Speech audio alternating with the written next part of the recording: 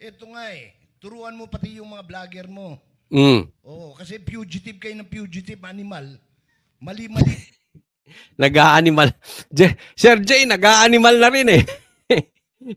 Ha? Kakaiba talaga to si Sir Jay. Oh, turuan nyo yung mga vloggers ninyo. Sino kaya? Wag nyo lang banggitin yung mga pangalan ng mga vloggers ha. Pero sino kaya ang pinaparinigan dito ni Jason sa? Oh, etong turuan ninyo yung mga vloggers ninyong fugitive kayo ng fugitive. Eh ilang beses nang pinaliwanag ano yung fugitive? O paliwanag mo. Sir Jay. Hindi na naman yung definition nyo ng fugitive. Ilang beses ba'y paliliwanag yan? Ultimo first year college of law, alam yan eh. Oh, ultimo first year college of law. Naku, parang yung vlogger na pinapariningan nag-aaral ng abogasya. Naku, sino kaya yan? First year college po ba? O graduating na pero utak first year college of law lang? Tanong ko, Sir Jay, ensimada ba ito? Ito yung maliit ang tingin sa kanila ng timbangag. Na yung mainstream media pinapakain ng buffet. Tapos yung mga vloggers, ensimada ang pagkain.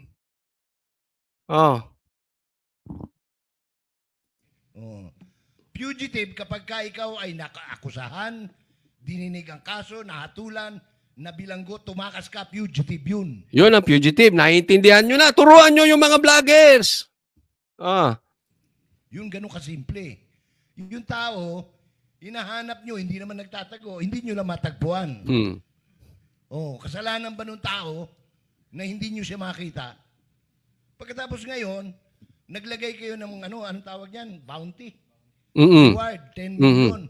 Tapos, medyo mahina daw yung audio. Pakilagyan nyo na lang ng pagka naka-headset kayo, madidinig nyo. Pasensya na po mahina yung boses dito ni hindi ko alam bakit eh.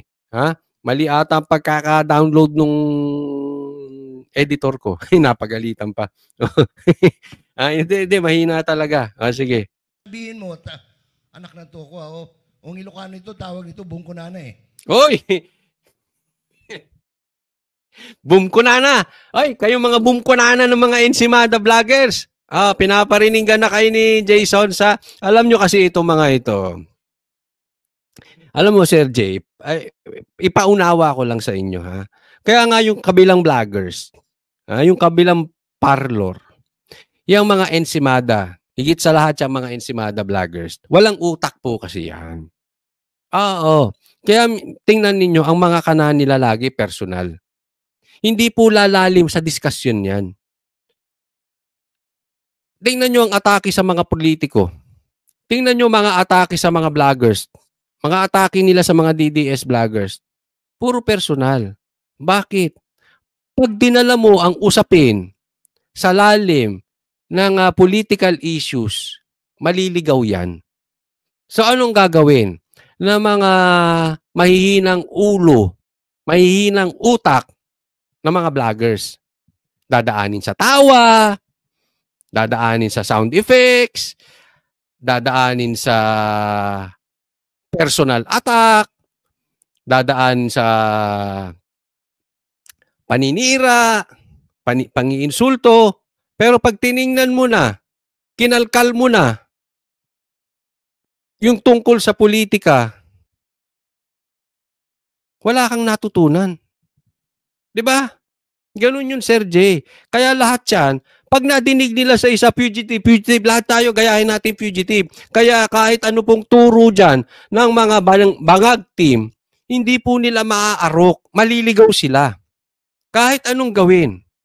Kumbaga sa isang isda, pag yan ay dinala mo sa lupa, kahit anong turo mo dyan na lumakad, hindi makakalakad yan. Bobo talaga, Sir Jay. Hindi sila. Yaan po ang katangian ng isang vlogger na puro personal attack. Ito. Doon lang nila dadalahin ang usapin. Kaya ako pinapaliwanag ko lang. O sige, ulitin natin yung sinabi ni Sir Jay, ha? Hindi ko na puputulin para marinig nyo ng dire-diretso po. Ito nga turuan mo pati yung mga vlogger mo. Mm. Oo, kasi fugitive kayo ng fugitive animal. Mali-mali na naman yung definition nyo ng fugitive. Ilang beses ba ipaliliwanag yan? Ultimo first year college of law, alam yan eh. Oo. Fugitive kapag ka ikaw ay nakaakusahan, dininig ang kaso, nahatulan, nabilanggo, tumakas ka, fugitive yun. Yun ganun kasimple. Yung tao, hinahanap nyo, hindi naman nagtatago, hindi nyo na matagpuan. Oh, kasalanan ba nung tao na hindi nyo siya makita? Pagkatapos ngayon, naglagay kayo ng anong tawag yan? Bounty. Reward, 10 million. Tapos sasabihin mo, anak ng toko, ang Ilocano ito, tawag ito, bungkunana eh. Alam mo yung, sabi dito, edi bobo rin nga si BBM, nakiki-fugitive din eh. Oo, di, totoo. Pagkasalita ka ng salita ng fugitive, bobo ka rin. Hindi mo naiintindihan yung batas. Kasi, tatandaan, bakit nyo i-apply ang batas? Gago ba kayo? Fugitive is a legal term. So talagang a-apply dyan ang batas. O halimbawa, sabihin naming marites kayo, hindi namin i-apply ang batas dyan. Kasi that is a kanto term. Fugitive legal term i-apply yung batas. Kaya itong naglagay sila ng bounty na 10 million, ang dami po talagang butas nito. Talagang kalukuhan to. Kasi nagsabi kayo, nag-grade kayo sa KOJC at meron kayong warrant of arrest. Ibig sabihin nun, kayo ay naniniwala. Meron kayong reasonable na paniwala na ando doon si Pastor Kibuloy. Anong ginawa ninyo? Ni-raid nyo 4 na lugar. So, ibig sabihin ng huhula kayo. Hindi pwede na magkakaroon ka ng warrant of arrest na nanghuhula kayo. Dapat alam nyo kahit papaano na nandoon nga yung huhulihin ninyo. Tapos naglabas kayo ng bounty. Ibig sabihin, mahina yung intel ninyo. Sasabihin nyo, nandoon sa compound, nasa Prayer Mountain, nasa Glory Mountain, si Pastor Kibuloy. Bakit kayo magbabounty? Unless, alam nyo nga na nandoon si Pastor Kibuloy. Kaya kayo nagkaroon ng bounty para kayo makinabang. Kasi ganyan na nangyari dito kay Pulin, Canada. Nasa bahay lang pala, sabi ni Sir Jason Sa. Hindi nyo nahuhuli. Nung nagkaroon ng bounty, bigla nyong nahuli. Medyo nakakapagtaka, di ba? Oh. Pero yung nagkaroon kayo ng bounty, para kayo nanghuhula. Sasabihin nyo, hindi, dati namang ginagawa yan. Teka muna, illegal po yan.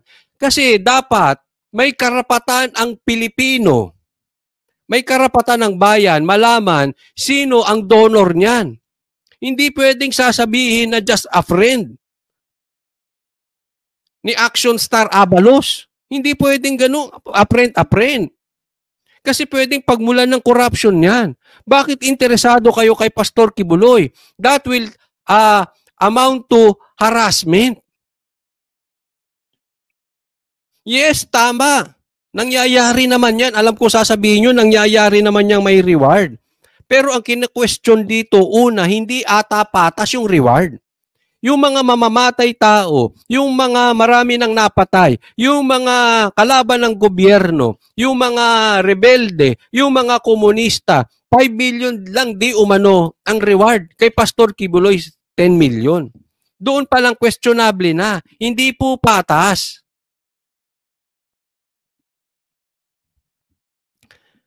Pangalawa, hindi pwedeng just a friend. Sabihin nyo, kanino galing yan? Hindi yan pwede galing sa private entity. At ilang beses na po napaliwanag yan ng abogado. Kailan po ba kayo matututo? Yan yung sinasabi ni Jason Sa na kahit first year College of Law, alam yan. Laging mali ang inyong intindi sa batas or hindi nyo alam ang batas. Pati yung fugitive mali.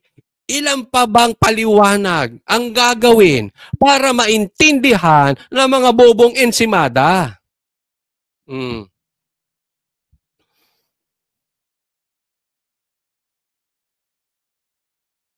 Mas gago ka, Chupilo.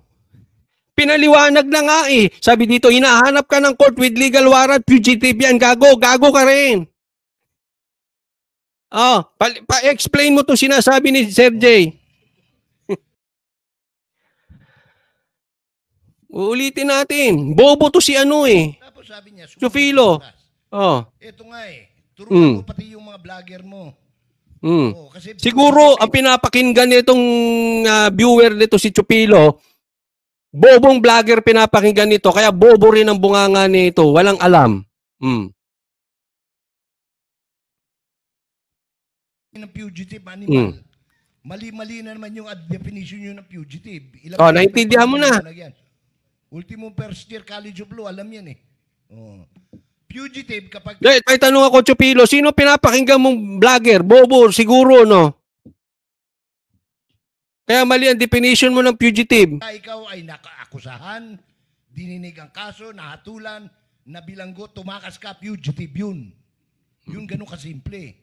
Yung tao, hinahanap nyo, hindi naman nagtatago, hindi nyo na matagpuan.